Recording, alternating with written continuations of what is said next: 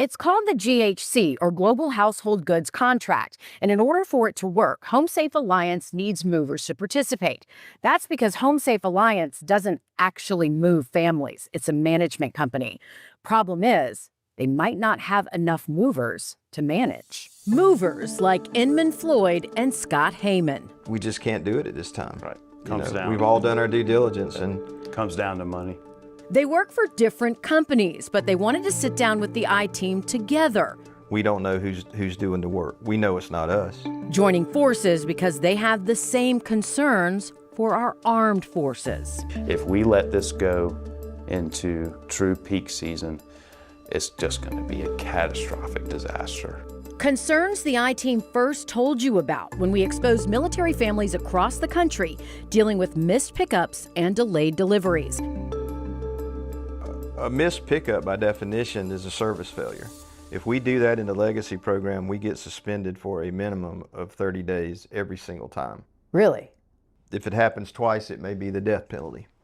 Wow. It may put you out of business for the entire rate cycle. And I'm hearing this repeatedly happening. Right. Since the I-Team first began reporting on the military moving concerns under HomeSafe Alliance, the company says it's taken action to minimize problems.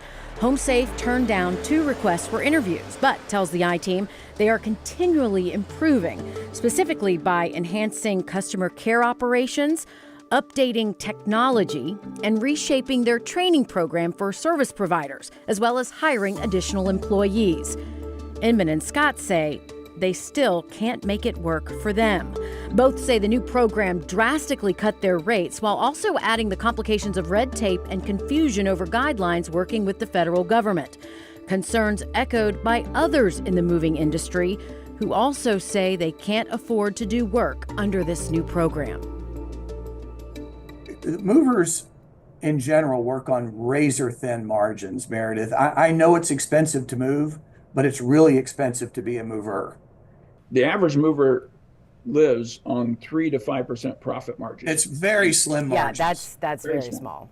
Scott Kelly is with Sudeth, a Jacksonville-based moving company that's part of a lawsuit suing the Department of Defense over the new program.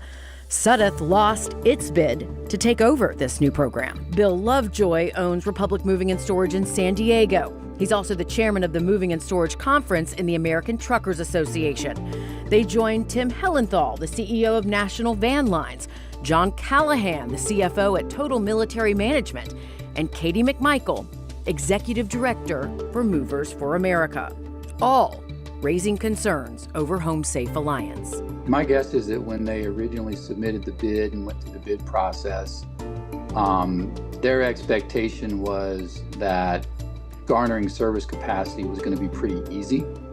I think they came with the idea that they had a network, but they've lost their network. Like Inman and Scott, they're hoping their collective voices can get the attention of top brass and D.C. lawmakers. In what world do you have $1 billion contract and nobody's lining up to get the money? I mean, trust me, I want the money. I want to participate. I just can't at this point. Transcom had said, we want to get out of the moving business. We are not a moving company. So then to give the contract to a large contractor that also does not have experience just strikes me as odd. HomeSafe Alliance didn't even exist before this contract. It was founded in 2019 specifically for this contract. HomeSafe does not own a single moving truck or warehouse, which is why it relies on a network of moving companies to do the packing, loading and unloading, and driving.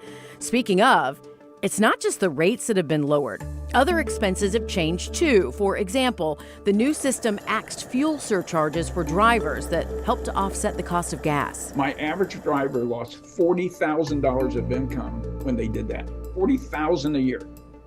They don't make enough to absorb $40,000. So if those on this call can't afford to make it work, and Inman and Scott say they can't either, who is? HomeSafe Alliance points to smaller trucking companies, but would not give us the name of even one of those companies. In an email to the I-Team, they say threats against smaller trucking companies make them fearful of doing business with HomeSafe Alliance. so they will not publicly share that list. Meanwhile, when HomeSafe fails to move a family, for now, movers like Inman and Scott can step in under the old program. Happened twice yesterday. Twice.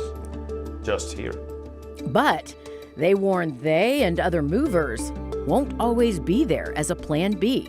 You know, because eventually people will diversify. They'll go into other lines of business. Leaving our military families ultimately paying the price.